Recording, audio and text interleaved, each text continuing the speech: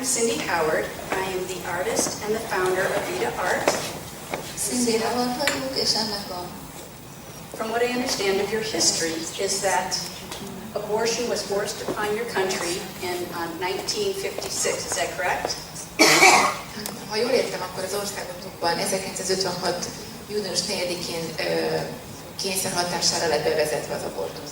I learned that after your free elections in your constitution you have written a szabad választások után az alkotmányba bele van írva, a magyar alkotmányba, every human being shall have the right to life and human dignity.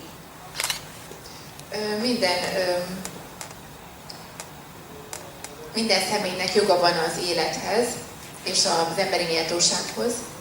Embryonic and fetal life shall be subject to protection from the moment of conception.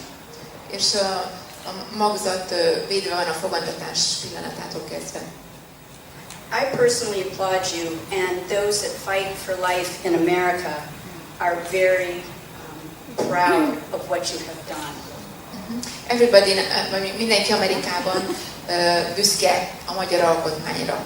Mindazok, akik pro-life-osok.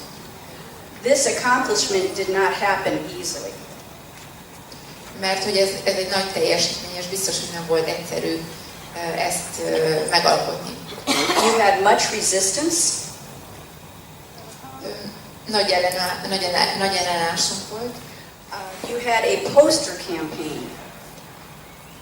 De mi egy poszter kampányban vettünk akkor részt. It said, I understand if you are not ready for me, but think twice and put me up for adoption, let me live. Igen, a poszteren ez van, hogy inkább adj örökbe, de hadd élni. Hadd éljek. And you had this put in public transportation areas. Ez mindenhol ki volt helyezve a tömegközlekedési eszközökön meg utcán. But you stood strong and you created the fundamental law of Hungary, which is your constitution now.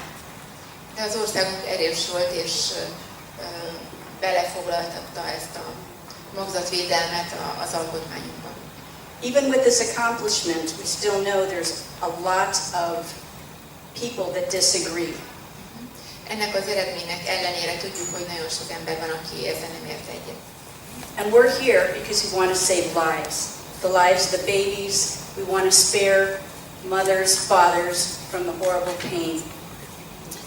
De mi azért vagyunk itt, hogy megvédjük ezeket a gyermekeket, és kiálljunk az apák, anyák jogaiért is.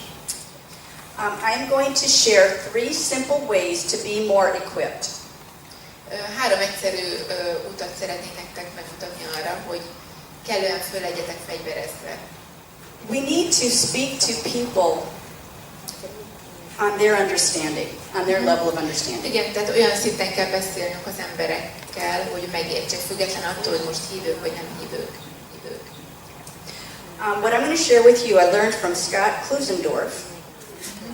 Valamit meg akarok osztani veletek, amit Scott Klusendorftól.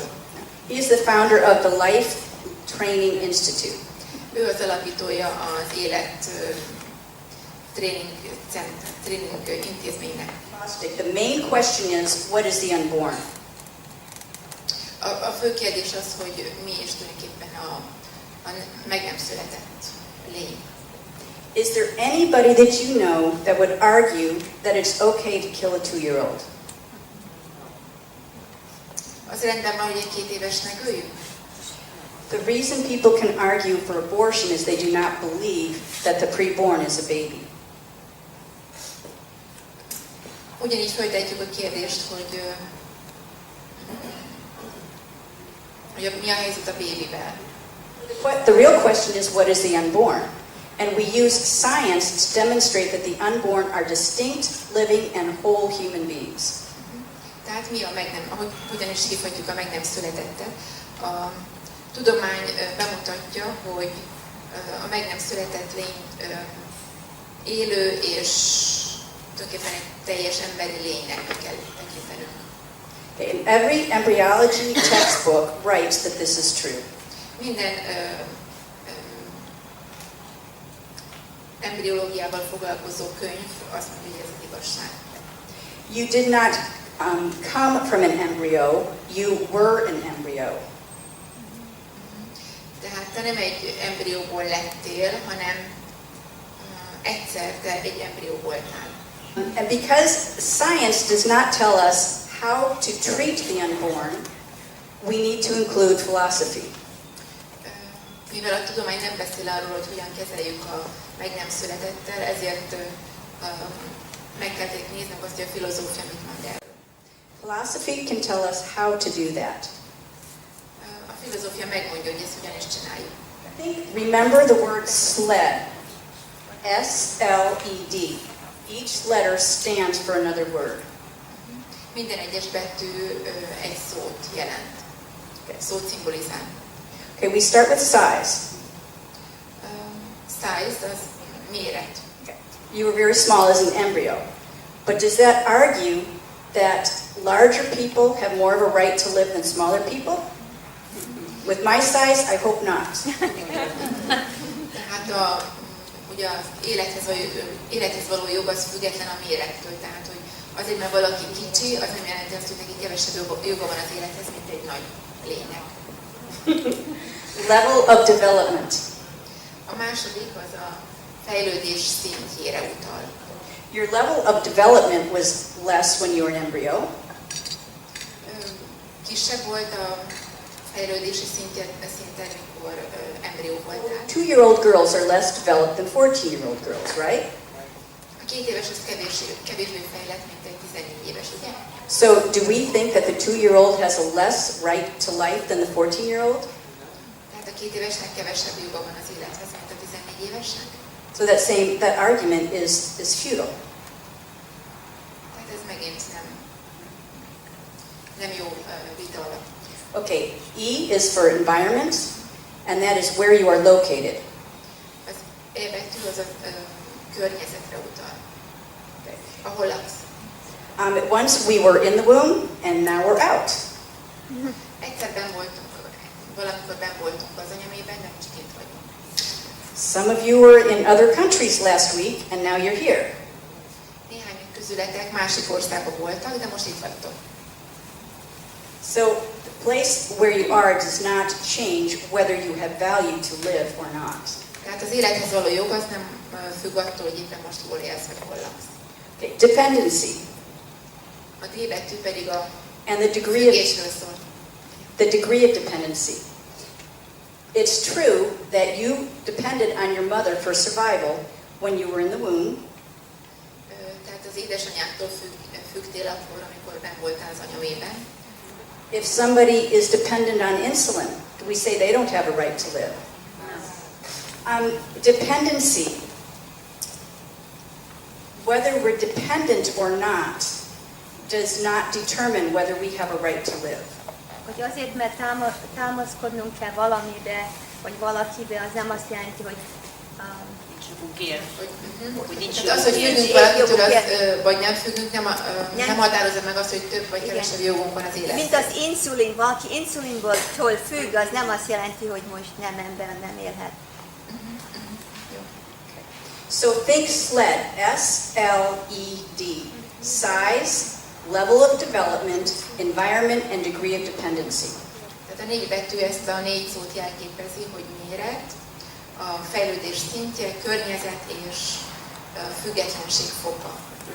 Those are the only 4 differences between the embryo we once were and the human adults we are now.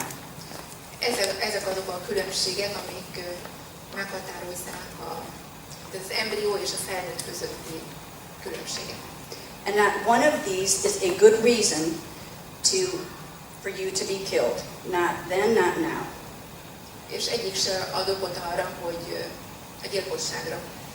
So that's how we do it. We use science to show that the unborn are human, and philosophy to show there's no relevant difference between what we were in the womb and what we are today that would justify ending our life.